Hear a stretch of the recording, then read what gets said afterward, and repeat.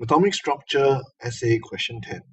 So you can see here we have a whole series of elements from period 3 as indicated by in the question. So in part A they ask, with reference to the table, how is the electronic configuration of an atom, of an element related to its position? So when we talk about position here, high chance is referring to two things. First, we talk about the period. Second, we talk about the group. So we need to know that for the period, it's related to the number of electron shells. Second, the number of valence electrons is actually talking about the group. So the arrangement, or we can say the position of an element in the periodic table is based on its number of electron shells and number of valence electrons. Part B. The element exists in 3 isotopes. The table below gives some information about them. So you can see here, this is an element here, element Z.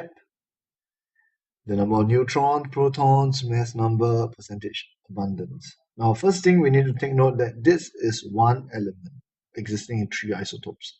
So the number of protons will be the same. So we know that for each of them, there will be 12 protons. Next up, the mass number is actually the sum of the neutrons and protons. So 13 plus 12 gives us 25. And we know here that we have 12 protons, 26 nucleons, so must have 14 neutrons. So take note, this is the answers here, all written in red. Answers are here. Okay. Next up, we have 10C. So for 10C here is actually a question on chemical calculation, but I decided to just do it anyway.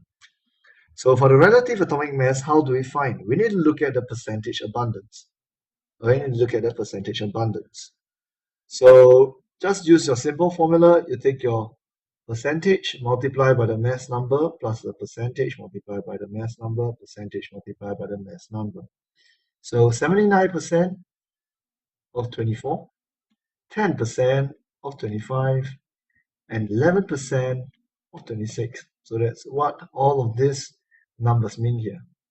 So with all of this sum here, you realize the answer is 24.32. Leave your answer in 3SF. So it will be a 24.3.